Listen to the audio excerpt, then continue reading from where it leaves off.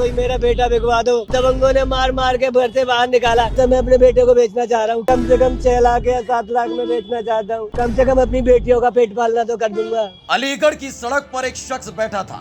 उसके गले में तख्ती टंगी थी जिस पर लिखा था, मुझे मेरा बेटा बेचना है। साथ में उसकी पत्नी और बेटी, और वो बेटा भी था जिसे बेचने लाया है। मगर क्यों? मिली जानकारी के अनुसार क्योंकि उसने एक प्लॉट लेने के लिए सूदखोर से कर्ज लिया था। कर्ज देने में थोड़ी देर हुई तो आए दिन सूदखोर घर आकर इसे परेशान करने लगे। बीवी बच्चों को भी भद्दी भद्दियां गाली बकते रहे और जबरन खरीदी हुई जमीन के कागजात तक छीन लिए। फिर भी उन सूदखोरों का जी नहीं भरा। सूदखोरों से मजबूर पीड़ित शख्स पुलिस के पास शिकायत करने पहुंचा। वहां भी सुनवाई नहीं हुई तो मजबूरी में अपना बेटा बेचने निकल पड़ा। नाम क्या आपका? राजकुमार। राजकुमार, ये बताओ यहाँ क्यों बैठे हो और ये क्या लिख रखा तुमने अपने? मैं सर कर्जे की वजह से मैं परेशान हो गया। मुझे दबंगों ने मार मार के घर से बाहर निकाला। मेरी टिर्री छीन ली। मजदूरी पे मैं किराए पे टिर्री चलाता था। अपने बच्चों का पेट पालना करता था। वो टिर्री छीन ली दबंगों ने। मुझसे रोज टॉर्चर करते। मैंने थोड़ा थोड़ा करके उनको देने की कोशिश करी लेकिन उन्होंने लिया नहीं। आज मुझसे 21 तारीख को 4 बजे शाम को मेरी टिर्री छीनी है और उसी तारीख में मेरी रिपोर्ट लगी हुई है। वहाँ मेरी कोई सुनवाई नहीं हुई। 6 दिन से लगातार भाग रहा हूँ थाने में। महुआ के थाने में मेरी कोई रिपोर्ट नहीं, कोई सुनवाई नहीं हुई। सुनवाई नहीं हुई तो फिर क्या करना चाह रहे हो? अब मैं करना चाह रहा हूँ सर, मैं अपने बेटे को बेचना चाह रहा हूँ। क्या करूँ? मजबूरन मुझसे अच्छा रखेगा कोई। कम से कम अपनी बेटियों का पेट पालना तो कर दूंगा। कितना बड़ा बेटा है आपका? बेटा है, ये रहा मेरा बेटा, 11 साल का तकरीबन।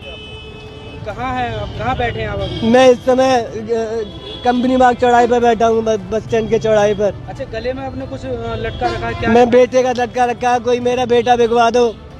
अब सोचिए जरा, एक पिता को ये कहना और वास्तव में करना दुनिया का सबसे कठोर काम। लेकिन करें तो क्या करें? इस पिता का गुनहगार वे सूदखोर ही तो है, लेकिन वह पुलिस भी है जिसके अनसुनेपन की वजह से एक पिता को अपना बेटा बेचने पर विवश होना पड़ा।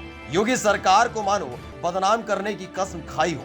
ये पुलिस वाले जो अभी तक पीड़ित परिजनों की सुनवाई नहीं करते, पुलिस को भी बिल्कुल अपनी तरह बना दिया है। इंसाफ हो या ना हो, लेकिन धनाढ्यों की चरण चुम्बन करते रहो। पता नहीं इन्हें तनख्वाह मजलूमों की बात सुनने को मिलती है या सत्ता पोषित गुंडों के चरण चाटने की। भाई मेरा बेटा बिकवा दो, मुझसे अच्छा लगेगा। बेटा बिकवा दो। कौन कौन लोग बैठा रखे हैं आपने यहाँ पे साथ? मैंने अपनी घरवाली और बेटी और दोनों, एक बेटा ये बेटा रखा है। कितने में बेच रहे हैं? क्या आप किसी से संपर्क किया? मैंने अभी किसी से संपर्क नहीं किया। मैं कम से कम 6 लाख या 7 लाख में बेचना चाहता हूँ। कर्ज कितना आपके ऊपर? कर्ज है मेरे पर इतना ही, लगभग इतना ही कर्जा है मेरे पर।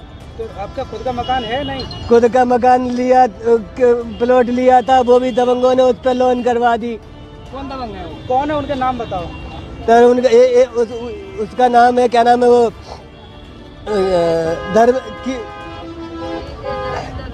धर्मेंद्र कुमार नाम है उसका। DK सिंह कहते हैं उसको। कहाँ पे रहता है वो उसमें रहता है चंपा विहार में। अच्छा, पुलिस से जब उसके नाम की शिकायत करी? पुलिस से नाम की शिकायत करी क्या सर? उसी के पीछे भागता रहा। आज तक मेरी नहीं सुनी। आज पुलिस में गया तो पुलिस ने भी शिकायत नहीं सुनी। मेरी टिर्री छीन ली और कर्जा है वो भी कर लिया। टिर्री चंद्रपाल ने छीनी मेरे से। तो कब तक बैठे रहोगे यहाँ पे? क्या करूँ सर? जब तक बैठा रहूंगा, जब तक मुझे न्याय नहीं मिलेगा, जब तक बैठा रहूंगा मैं यहीं पे। ब्यूरो रिपोर्ट, साम टीवी। सब्सक्राइब करें साम टीवी, क्योंकि हम आ गए हैं अब आपके बीच। दिखाएंगे सत्ता के वादों और अपराधियों के एक एक कारनामे की हकीकत। और हाँ, अगर आपके पास भी हो कोई ऐसी खबर तो कमेंट करके हमें बताएं, क्योंकि बिना डर और दबाव के हम दिखाते हैं हर एक खबर डंके की चोट पर।